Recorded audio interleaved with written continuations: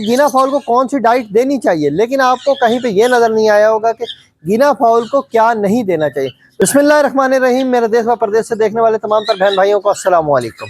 आप देख रहे हैं छोटा चिड़िया घर। एक बार फिर से मैं आपको खुशामदीद कहता हूँ। उम्मीद करता हूँ कि आप सब खैर खैरियत से होंगे और अल्हम्दुलिल्लाह मैं भी खैर खैरियत से हूँ। अपनी दुआओं में मुझे याद रखिएगा। अल्लाह पाक आपको खुश और खुरम और आबाद रखे हमेशा। आज का जो हमारा टॉपिक है मेरे बहन भाइयों, वो भी हमारा गीना फाउल के हवाले से ही है, लेकिन आज हम इसकी डाइट के बारे में बात करेंगे कि गीना फाउल को कौन सी डाइट नहीं देनी चाहिए। आपको यूट्यूब पे ये तो ज़रूर मिला होगा कि गीना फाउल को कौन सी डाइट देनी चाहिए, लेकिन आपको कहीं पे ये नज़र नहीं आया होगा कि गीना फाउल को क्या नहीं देना चाहिए। तो इस हवाले से आज इंशाल्लाह हम डिस्कस करेंगे और मैं कोशिश करूंगा कि मुकम्मल तक जितना भी इसका कंटेंट है वो तमाम कंटेंट मैं आपके साथ शेयर करूं कि गीना फाउल्स को क्या डाइट में नहीं देना चाहिए, जिससे हमारे गीना फाउल्स बीमार हो सकते हैं या फिर वो किसी बीमारी का शिकार होकर एक्सपायर हो सकते हैं। अब मेरे वो बहन भाई जिन्होंने घर में एज अ पेट रखा हुआ है, तो वो एक बार ज़हन में रखें कि हरगिज़ भी अपने बच्चों को चॉकलेट्स ना देने दें गीना फाउल्स को। उसकी रीज़न ये है कि ये इस तरह का मवाद है चॉकलेट के, ये गीना फाउल्स की जान भी ले सकता है। बहुत से इस तरह के मेरे बहन भाई हैं जिन्होंने एज अ पेट रखे हुए हैं, यानी कि एक एक यूनिट रखा हुआ है या एक पेयर रखा हुआ है। यूनिट से मुराद ये हो गया कि एक मेल 2 फीमेल्स या एक मेल 3 फीमेल्स का उन्होंने यूनिट रखा होता है। और बच्चे अक्सर देखा गया है कि उनको वो मटेरियल दे देते हैं जो कि उनके लिए, उनकी सेहत के लिए हार्मफुल होता है। अगर हम देंगे तो यकीनी सी बात है ये मटेरियल उनके लिए जानलेवा साबित हो सकता है। पॉइंट नंबर 2 पर जो एवोकाडो फ्रूट है, ये जो आपको सामने नजर आ रहा है, ये भी नहीं देना चाहिए और ना ही इसका सीड, बीज वगैरह भी आपको गीना फाउल को नहीं देना चाहिए। इस फ्रूट से जान तो नहीं जाती, लेकिन इसकी सेहत पे बुरा असर पड़ सकता है। जब इसकी सेहत पे बुरा असर पड़ेगा, इसमें वीकनेस हो जानी है। जब वीकनेस होगी तो यकीनी सी बात है कि आपके बर्ड ने, एग्जॉटिक बर्ड ने बीमार होकर एक्सपायर हो जाना है या उसकी सेहत संभलते संभलते आपको संभालने में बहुत ज़्यादा टाइम लग जाना है। तो इस फ्रूट से भी आपने अवॉइड करना है।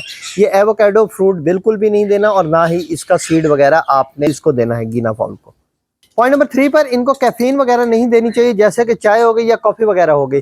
जैसे मैंने पॉइंट नंबर 1 में बताया कि एज अ पेट्स जिन्होंने रखे हुए हैं, वो बहन भाइयों के बच्चे जो हैं, अक्सर देखा ये गया है कि जिस तरह वो उनको चॉकलेट वगैरह डाल देते हैं तो कैफीन वगैरह भी उनके पास रख देते हैं या कोई इस तरह का मटेरियल रख देते हैं जिसमें कैफीन शामिल होती है।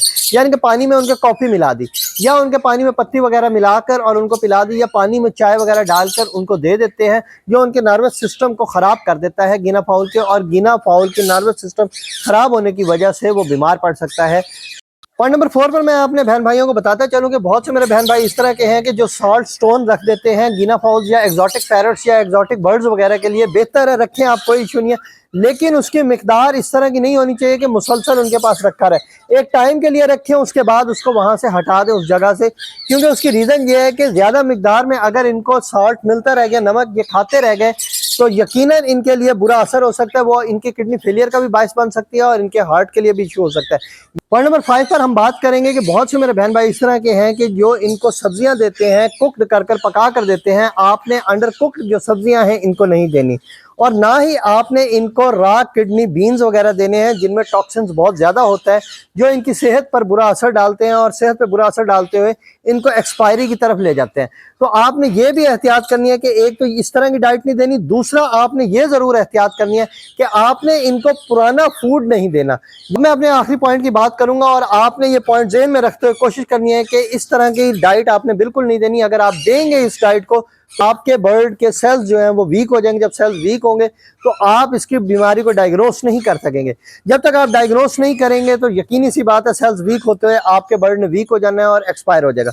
एक लहसुन और दूसरा प्याज, ये 2 ऐसी सब्जियां हैं जो इनके सेल्स को वीक कर देती हैं।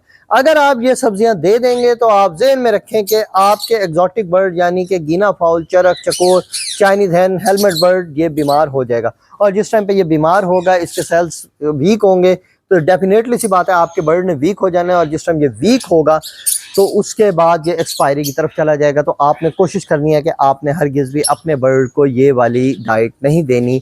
अगर देंगे तो इसमें आपके बर्ड का बहुत बड़ा नुकसान होगा। तो ये थी सारी डाइट्स जो आज मैंने आपको बताई कि अपने इस एग्जॉटिक बर्ड को आपने हरगिज़ भी नहीं देनी।